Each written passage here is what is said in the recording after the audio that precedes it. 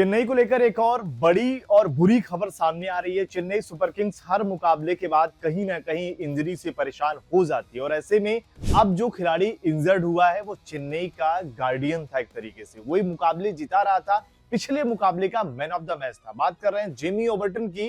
वो Chennai super Kings की team से बाहर हो चुके हैं, वो यूके लौट चुके हैं। इंजरी उनको हो गई है, उसी के अगर आप देखेंगे तो उसी की देखभाल के लिए वापस इंग्लैंड लौट गए हैं। और अभी ऑफिशियल ये ऐलान नहीं किया गया कि पूरे टूर्नामेंट से बाहर हो गए, लेकिन ये मान के चलिए क्योंकि चेन्नई के 3 मुकाबले बाकी हैं और ऐसा माना जा रहा है कि ओबर्टन का भी साथ जो है अब छूट चुका है।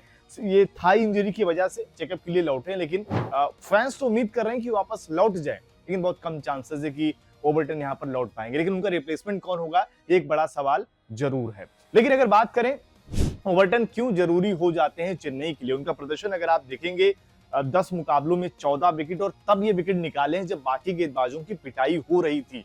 टीम के लिए मस्ट विन विकेट थे। हम आमतौर पे मस्ट विन पारियों की बात करते हैं, लेकिन इन्होंने विकेटें ली थी। इसके अलावा पिछले मुकाबले में जब पावर प्ले में ही लखनऊ ने करीब 80-90 रन बना दिए थे, वहां से टीम को वापसी कराई। और जिस तरीके से पेस है, जिस तरीके से बाउंस मिलता है, टीम के लिए बहुत ही उपयोगी गेंदबाजी करते हैं और एक तरीके से सीएसके के लिए पैशनेट खिलाड़ी हैं।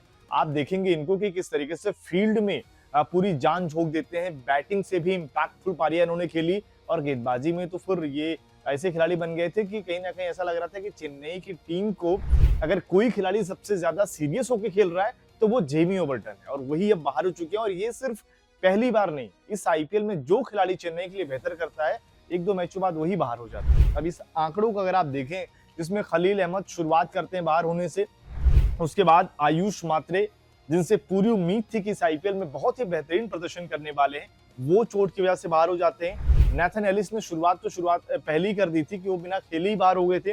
नेथन एलिस का जो रिप्लेसमेंट आए स्पेंसर जॉनसन, वो इंजर्ड के तौर पर ही आए। शुरुआत के 5-7 मुकाबले वो नहीं खेल पाए। ब्रेविस इंजरी की वजह से शुरुआत के मुकाबले नहीं खेल पाए। धोनी अभी तक रिकवरी नहीं हो पाए हैं। और ऐसे में अगर आप देखेंगे रामकृष्ण घोष, वो भी चोट से बाहर हो गए। कई सारे रिप्लेसमेंट का ऐलान किया गया, जिसमें अगर आप देखेंगे चाहे आकाश मधवाल हो या फिर अगर आप देखें उसमें से अभी नरनोहा भी रिप्लेसमेंट के तौर पर आ गए। इसके अलावा अभी कई सारे रिप्लेसमेंट बाकी भी हैं। लोग कह रहे हैं कि शायद यहाँ पर जेमी ओबर्टन का रिप्लेसमेंट कौन होगा, ये सबसे बड़ा सवाल रहने वाला है, क्योंकि अगर आप देखेंगे उस तरीके से गेंदबाजी, उस तरीके से बैटिंग कौन कर सकता है। सीएसके फैंस जरूर सोशल मीडिया पर कुछ खिलाड़ियों की सलाह दे रहे हैं, उनमें से एरोन हार्डिंग की बात कर रहे हैं। इसके अलावा फॉरेस्टर की बात करें, दोनों ही कहीं ना कहीं सीएसके से जुड़े भी रहे हैं। बाकी फ्रेंचाइजियों में दोनों कमाल की बल्लेबाजी करते हैं। क्या अब ये सही समय उनको लाने का, क्योंकि अगर आप देखेंगे आगे के आईपीएल के लिहाज से अगर आप देखें, क्योंकि हो सकता है कि इम्पैक्ट प्लेयर रूल अगले सीजन खत्म हो जाए, बहुत कम चांसेस है लेकिन शायद खत्म हो जाए, तब जाकर ये ऑलराउंडर खिलाड़ियों की कीमत बढ़ने वाली है। ऐसे में अब देखना होगा कि